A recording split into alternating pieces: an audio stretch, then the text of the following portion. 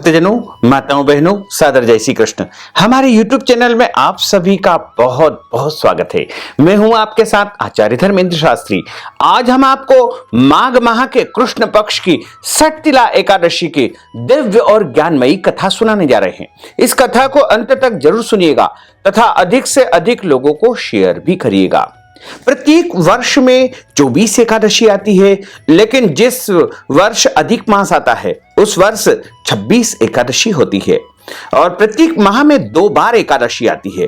कृष्ण पक्ष तथा शुक्ल पक्ष दोनों ही एकादशी का अपना अपना अलग अलग महत्व माना गया है। माघ माह के कृष्ण पक्ष में जो एकादशी आती है उसे षटतिला एकादशी कहा जाता है और इस एकादशी का अपना एक अलग ही महत्व माना गया है। इस एकादशी के दिन तिल का 6 प्रकार से उपयोग किया जाता है, इसलिए इसे षटतिला एकादशी कहा गया है। तो सबसे पहले आपको और आपके पूरे परिवार को षटतिला एकादशी की बहुत बहुत शुभकामनाएं और बधाइयां। भगवान लक्ष्मी नारायण का भरपूर आशीर्वाद आपके जीवन पर सदैव बना रहे। आप सभी सुखी रहें, स्वस्थ रहें, व्यस्त रहें, मस्त रहें, प्रसन्न रहें, आगे बढ़े, उन्नति करें, प्रगति करें। यही कामना, यही प्रार्थना हम भगवान लक्ष्मी नारायण से करते हैं। षटतिला एकादशी जो कि माघ माह में आती है और कृष्ण पक्ष में आती है, इस दिन तिल का 6 प्रकार से उपयोग किया जाता है। सबसे पहले यदि आप एकादशी का व्रत करने जा रहे हैं या नहीं भी करते हैं तो आपको इस एकादशी का व्रत अवश्य करना चाहिए, क्योंकि षटतिला एकादशी का व्रत करने से मनुष्य के जन्म जन्मांतर के पाप, दोष, पीड़ाएं नष्ट हो जाती है और उनके पुण्यों का उदय होता है। जब मनुष्य का पुण्य उदय होता है तब उसके जीवन में सुख, शांति, समृद्धि का वास होता है और उसे समस्त सांसारिक सुखों की प्राप्ति होने लगती है। एकादशी जो मनुष्य व्रत करता है उसे 10वीं तिथि से ही नियम पालन आरंभ करना होंगे। यानी इस बार एकादशी का व्रत 8 फरवरी 2021 को सभी भक्तजनों को करना चाहिए। उसी दिन द्वादशी युक्त एकादशी रहेगी, इसलिए यदि आप एकादशी का व्रत करते हैं तो आपको 10वीं तिथि यानी 7 फरवरी के दिन एक समय भोजन करना होगा। वहीं इस दिन आपको लहसुन, प्याज तथा मांस, मदिरा, चावल का उपयोग नहीं करना चाहिए। 10वीं तिथि के दिन ब्रह्मचर्य व्रत का पालन करना चाहिए और एकादशी के दिन प्रातःकाल जल्दी उठना चाहिए और तिल के तेल की मालिश इस दिन करना चाहिए तथा तिल का उपटन बना करके उससे स्नान करना चाहिए और तिलोदक का उपयोग करना चाहिए। यानी तिल का जो है तिलक इस दिन लगाना चाहिए और तिल से हवन करना चाहिए, तिल का फलाहार करना चाहिए तथा ब्राह्मण को या मंदिर में तिल का दान करना चाहिए। और एकादशी के दिन किसी भी मनुष्य को चावल का उपयोग नहीं करना चाहिए। एकादशी के दिन प्रातः जल्दी उठ करके हाथ में संकल्प लेकर के और हाथ में तिल रख करके और दक्षिणा रख करके इसका संकल्प धारण करना चाहिए। संकल्प का अर्थ होता है प्रतिज्ञा करना या शपथ लेना। और एकादशी के दिन झूठ नहीं बोलना चाहिए, क्रोध नहीं करना चाहिए, विवाद या लड़ाई झगड़ा बिल्कुल नहीं करना चाहिए। और एकादशी के दिन घर के बड़े बुजुर्गों का यानी सास ससुर का या माता पिता का अपमान नहीं करना चाहिए। एकादशी के दिन किसी भी मनुष्य को पेड़ पौधों को काटना नहीं चाहिए। इसके अलावा आपको इस दिन घर आए हुए याचक या भिखारी का अपमान नहीं करना चाहिए। अपनी हैसियत या श्रद्धा के अनुसार कुछ न कुछ दान पुण्य अवश्य करना चाहिए। एकादशी के दिन ब्रह्मचर्य व्रत का पालन करना चाहिए, रात्रि जागरण करना चाहिए और साधु संत और ब्राह्मण का अपमान या उनकी निंदा नहीं करना चाहिए। देवताओं और शास्त्रों की भी निंदा इस दिन बिल्कुल नहीं करना चाहिए। इस दिन भगवान लक्ष्मी नारायण का विशेष पूजन अर्चन करके इस दिन सर्वोत्तम फलाहार के रूप में दूध या फल से बनी वस्तुओं का ही फलाहार करना चाहिए। क्योंकि इस एकादशी का नाम षटतिला एकादशी है, इस दिन तिल से बनाए हुए फलाहार का उपयोग करना सर्वोत्तम माना गया है और तिल की बनी या तिल या गुड़ से बनी मिठाई का दान करना भी इस दिन सबसे महत्वपूर्ण माना गया है। इसलिए जो मनुष्य इस षटतिला एकादशी का व्रत करता है उसके जन्म जन्मांतर के पाप, दोष, पीड़ाएं नष्ट हो जाती है। और इस एकादशी की कथा सुनने सुनने से मनुष्य के जन्म जन्मांतर के समस्त पाप नष्ट हो जाएंगे और उनके पुण्यों का उदय होगा। तथा जो मनुष्य एकादशी का व्रत करता है उसको तो ब्राह्मण के मुखारविंद से कथा जरूर सुनना चाहिए। यदि आप व्रत नहीं भी करते हैं तो भी आपको कथा श्रवण जरूर करना चाहिए, क्योंकि एकादशी की कथा सुनने से भी एकादशी के व्रत का पूरा पूरा पुण्य फल आपको प्राप्त हो सकेगा। और कथा सुनने के पश्चात ब्राह्मण को अपनी श्रद्धा के अनुसार, अपनी भावना तथा भक्ति के अनुसार कुछ न कुछ दान पुण्य या दक्षिणा दान अवश्य करना चाहिए, जिससे एकादशी का पूरा पूरा पुण्य फल आपको प्राप्त हो सकेगा। और इस एकादशी के व्रत का पारणा अगले दिन यानी 9 फरवरी को प्रातः काल 7 बजे से लेकर के 9:30 के मध्य आपको कर लेना चाहिए। जब आप व्रत का पारणा करेंगे उस समय ब्राह्मण को भोजन करवाना चाहिए या फिर ब्राह्मण को आटा दाल चावल या सीधे का दान करना चाहिए। और एकादशी और द्वादशी के दिन गौ सेवा भी करना चाहिए, क्योंकि जो मनुष्य गौ माता की सेवा करता है, गाय को इस दिन हरी घास खिलाता है या फिर गाय को तिल और गुड़ खिलाता है, उसके बाद गौ माता को जल पिलाता है, उसकी समस्त मनोकामनाएं पूर्ण हो जाती है और उनके जन्म जन्मांतर के पाप दोष पीड़ाएं नष्ट हो जाती है। अब हम आपको एकादशी की दिव्य और ज्ञानमयी कथा सुनाने जा रहे हैं। इस कथा को अंत तक जरूर सुनिएगा और अधिक से अधिक लोगों को शेयर भी करिएगा। षटतिला एकादशी की कथा प्रारंभ करने के पहले गुरुदेव की स्तुति करेंगे तथा प्रभु का आवाहन करेंगे, ताकि गुरुदेव की कृपा बनी रहे और प्रभु का सानिध्य हमारे ऊपर सदैव बना रहे। बोलिए लक्ष्मी नारायण भगवान की जय, श्री वृंदावन बिहारी लाल की जय, श्री द्वारकाधीश भगवान की जय। गुरुर् ब्रह्मा गुरुर्विष्णु गुरुर्देवो महेश्वरा, गुरुः साक्षात् परब्रह्म तस्मै श्री गुरुवे नमः। श्री अखंड मंडलाकारं व्याप्तं येन चराचरं तत्पदं दर्शितं येन तस्मै श्री गुरुवे नमः। सच्चिदानंद रूपाय विश्वोत्पत्त्यादि हेतवे तापत्रय विनाशाय श्री कृष्णाय वयं नमः। सच्चिदानंद रूपाय विश्वोत्पत्त्यादि हेतवे तापत्रय विनाशाय श्री कृष्णाय वयं नमः। कृष्णाय वासुदेवाय हरये परमात्मने प्रणतः क्लेशनाशाय गोविंदाय नमो नमः। वसुदेव सुतं देवं कंसचाणूरमर्दनं देवकी परमानंदं कृष्णं वंदे जगद्गुरुं। वरह पीडं नटवरवपुः कर्णयोः कर्णिकारं बिभ्रद्वास कनककपीशं वैजयन्तीं च मालां। रन्ध्रान् वेणोर्धरसुदया पूरयन् गोपवृन्दैः वृन्दारण्यं स्वपदरमणं प्राविशत गीतकीर्तिः। करारविन्देन पदारविन्दं मुखारविन्देन विनिवेशयन्तीं वटस्य पत्रस्य पुटेशयानं बालं मुकुन्दं मनसा स्मरामि, बालं मुकुन्दं मनसा स्मरामि। जय जय श्री राधा रमण, जय जय नवल किशोर, जय गोपी चित चोर प्रभु, जय जय माखन चोर। मात मेरी श्री राधिका, पिता मेरे घनश्याम, इन दोनों के चरणन में मेरा बारंबार प्रणाम, मेरा बारंबार प्रणाम, मेरा बारंबार प्रणाम। मोहिनी मूरत श्याम की वो मन रही समाय, जो मेहंदी के पात में लाली रही समाय। धन यौवन एक दिन उड़ जाएंगे जैसे उड़े कपूर, मन मूरख तू राम भज क्यों चाटे जग धूर, क्यों चाटे जग धूर। राम कृष्ण दो एक है अंतर नहीं निमेष, इनके नयन गंभीर है उनके चपल विशेष। बोलिए श्री वृंदावन बिहारी लाल की जय, श्री द्वारकाधीश भगवान की जय, श्री गिरिराज धरण की जय, श्री यमुने महारानी की जय, श्री वल्लभाधीश की जय, श्री गोसाई जी महाराज की जय। भक्तजनों, माताओं बहनों, माघ माह के कृष्ण पक्ष में जो एकादशी आती है उसे षटतिला एकादशी कहा गया है। षटतिला एकादशी के दिन तिल का उपयोग करना परम पुण्यदायी व परम कल्याणकारी माना गया है। एकादशी का व्रत करने से मनुष्य के सभी पापों का नाश हो जाता है।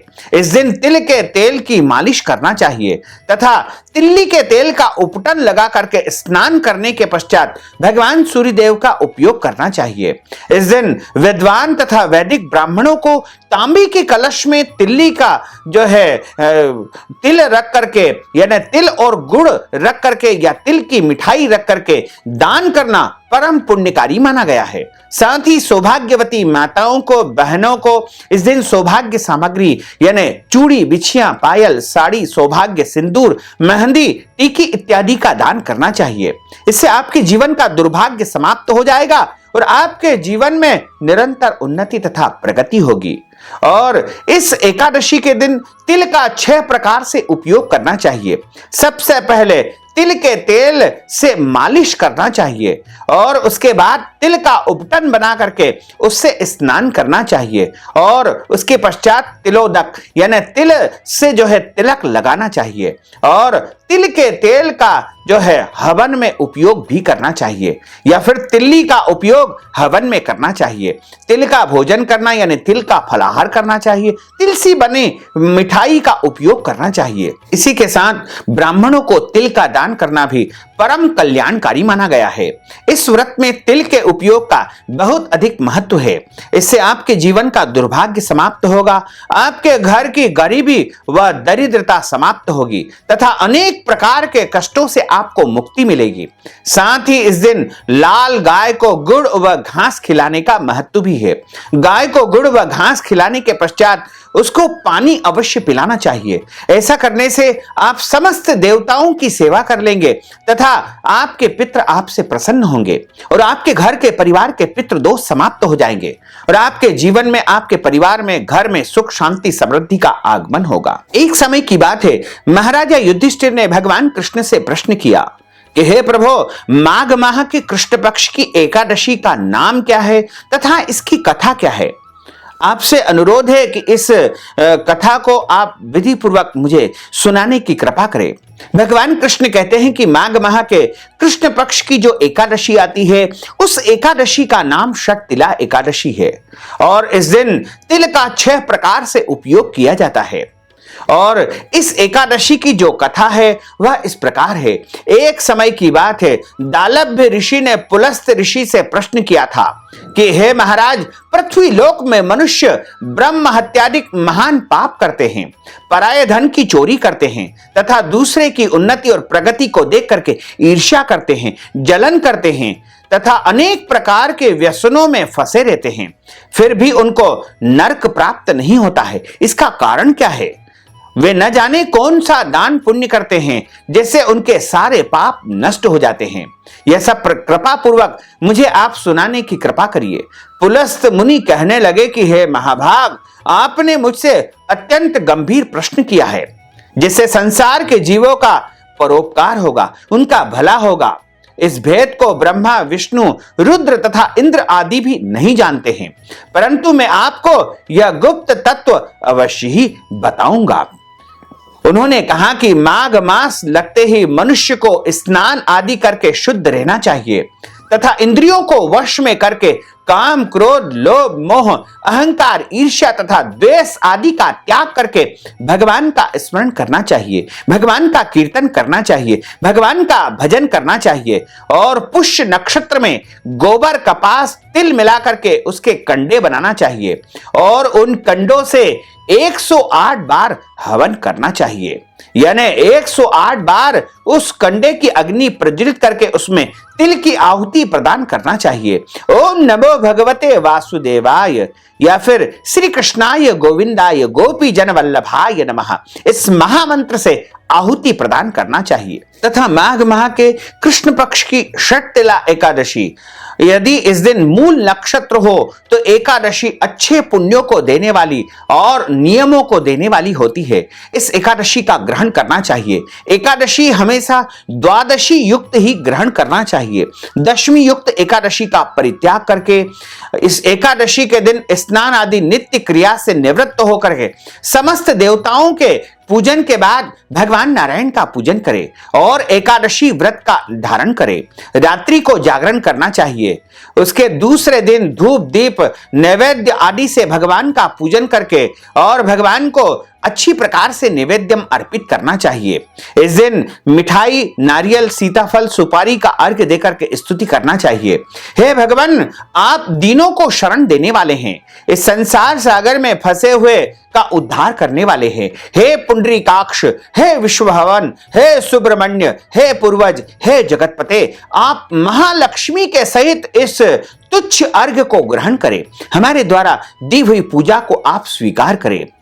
इसके पश्चात जल से भरा कुंभ यानी घड़ा ब्राह्मण को दान करे और ब्राह्मण को श्यामा गो और तिल का पात्र देना अति उत्तम माना गया है।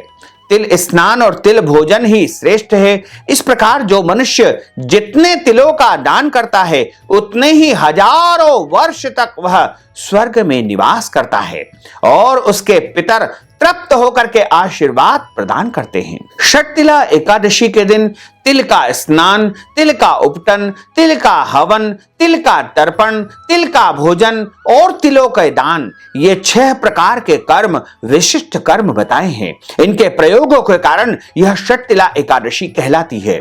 इस व्रत के करने से अनेक प्रकार के पाप नष्ट हो जाते हैं। इतना कह करके पुलस्त ऋषि कहने लगे कि अब मैं आपसे इस एकादशी की कथा कहता हूं। एक समय नारद जी ने भगवान विष्णु से यही प्रश्न किया था और भगवान ने जो षटतिला एकादशी का महात्म नारद जी से कहा था वही मैं आपसे कहता हूं। भगवान ने नारद जी से कहा कि हे नारद, मैं तुमसे सत्य घटना कहता हूं, ध्यान पूर्वक सुनो। प्राचीन काल में मृत्युलोक में एक ब्राह्मणी यानी ब्राह्मण की पत्नी निवास करती थी। वह सदैव व्रत किया करती थी।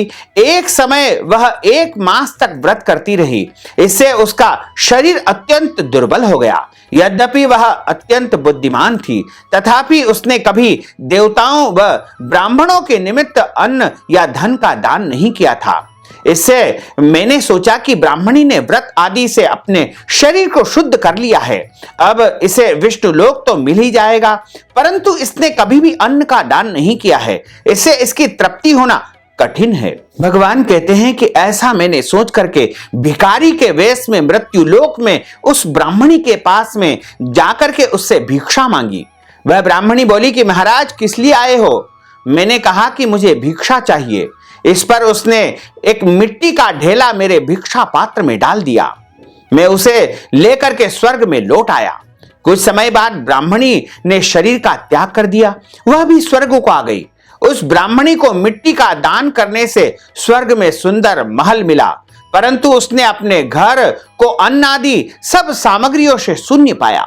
यानी उसके घर में स्वर्ग में सब कुछ था लेकिन अन्न आदि कोई भी सामग्री उसके घर में नहीं थी। घबरा करके वह मेरे पास आई और कहने लगी कि भगवान, मैंने अनेक व्रत आदि से आपकी पूजा की है, परंतु फिर भी मेरा घर अन्न आदि समस्त वस्तुओं से शून्य है। मेरे घर में, मेरे इस निवास स्थान में अन्न आदि कोई भी वस्तुएं नहीं है। इसका क्या कारण है? हे प्रभु, इस पर मैंने कहा कि पहले तुम अपने घर जाओ और देव स्त्रियां आएगी तुम्हें देखने के लिए। पहले उनसे षटतिला एकादशी का पुण्य और विधि सुन लो, तब द्वार खोलना। मेरे ऐसे वचन सुनकर के वह अपने घर गई। जब देव स्त्रियां वहां पर आई और द्वार खोलने को कहा तो ब्राह्मणी ने कहा कि आप मुझे देखने आई हो तो षटतिला एकादशी का महात्म्य मुझे कृपा करके पूरा सुनाइए, उसके बाद ही मैं अपना द्वार खोलूंगी। तब उनमें से एक देव स्त्री कहने लगी कि मैं कहती हूं, जब ब्राह्मणी ने षटतिला एकादशी का महात्म्य सुना तब द्वार खोल दिया। देवांगनाओं ने उसको देख करके न तो वह गांधर्वी है न आसुरी है, वरन पहले जैसी मानुषी है। उस ब्राह्मणी ने उनके कथनानुसार षटतिला एकादशी का व्रत किया। इसके प्रभाव से वह सुंदर और रूपवती हो गई और उसका घर अन्न आदि समस्त सामग्रियों से युक्त हो गया। अतः मनुष्य को मूर्खता का त्याग करके षटतिला एकादशी का व्रत और लोभ न करके तिल आदि ब्राह्मण को दान करना चाहिए। यदि तिल आदि दान नहीं कर सकते हैं तो उसके निमित्त आप धन का या द्रव्य का दान भी कर सकते हैं। और ऐसा करने से मनुष्य का दुर्भाग्य समाप्त हो जाएगा, उसकी दरिद्रता समाप्त हो जाएगी, अनेकों प्रकार के जीवन के उसके कष्ट और संकट समाप्त हो जाएंगे तथा उसे इस लोक में सभी सुखों की प्राप्ति होगी और मृत्यु के पश्चात उसे स्वर्ग और वैकुंठ लोक की प्राप्ति होगी और वहां पर भी उसे अनेकों सुखों की प्राप्ति होगी। इस प्रकार शक्तिला एकादशी कथा का यहां पर समापन होता है। बोलिए श्री लक्ष्मी नारायण भगवान की जय, श्री वृंदावन बिहारी लाल की जय, गोपाल कृष्ण भगवान की जय। अच्युतम केशवम राम नारायणम कृष्ण दामोदरम वासुदेवम हरे, श्रीधरम माधवम गोपिका वल्लभम, श्री जानकी नायकम श्री रामचंद्रम भजे, जानकी मनोहरम सर्वलोक नायकम, श्री शंकरादि सेवितम पुण्य नाम कीर्तनम, श्री राम राम राम राम राम नाम तायकम, रामा कृष्ण वासुदेवा भक्ति मुक्तिदायकम, रामा कृष्ण वासुदेवा भक्ति मुक्तिदायकम, रामा कृष्ण वासुदेवा भक्ति मुक्तिदायकम, रामा कृष्ण वासुदेवा भक्ति मुक्तिदायकम। बोलिए श्री वृंदावन बिहारी लाल की जय, गोपाल कृष्ण भगवान की जय, श्री राधे रानी सरकार की जय, श्री गिरिराज धरण की जय, श्री वल्लभाधीश की जय, श्री यमुने महारानी की जय, श्री गुसाई जी महाराज की जय। धर्म की जय हो, अधर्म का नाश हो, प्राणियों में सद्भावना हो, विश्व का कल्याण हो, सनातन धर्म की जय हो, गौ माता की जय हो, नगर बस्ती की जय हो, आज के आनंद की जय हो, कल के आनंद की जय हो, परसों के आनंद की जय हो, बरसों बरसों के आनंद की जय हो। ओम नमः पार्वती पते हर हर महादेव हर। भक्तजनों, माताओं, बहनों, आपने शक्तिला एकादशी की दिव्य और ज्ञानमयी कथा का श्रवण किया है। यदि आप कथा के निमित्त या तिल दान के निमित्त, वस्त्र दान के निमित्त या फिर गौदान या फिर भोजन के निमित्त या फलाहार के निमित्त या आप मंदिर जी की सेवा के निमित्त या गौ सेवा के निमित्त, शक्तिला एकादशी के निमित्त कोई भी दान पुण्य करना चाहते हैं, धन राशि आप यदि प्रदान करना चाहते हैं, तो आप हमारे पेटीएम के माध्यम से, गूगल पे के माध्यम से, फोन पे के माध्यम से या अकाउंट नंबर के माध्यम से धन राशि पहुंचा करके इस एकादशी का पूरा पूरा पुण्य लाभ प्राप्त कर सकते हैं। साथ ही आपसे अनुरोध है कि इस ज्ञानवर्धक वीडियो को अधिक से अधिक लोगों को शेयर करिएगा, लाइक करिएगा, कमेंट करिएगा और कमेंट बॉक्स में प्रभु का नाम अवश्य लिख दीजिएगा। और यदि अभी तक आपने सब्सक्राइब नहीं किया तो अभी और इसी समय सब्सक्राइब अवश्य कर लीजिए। आपको और आपके पूरे परिवार को सादर जय श्री कृष्ण, सादर धन्यवाद।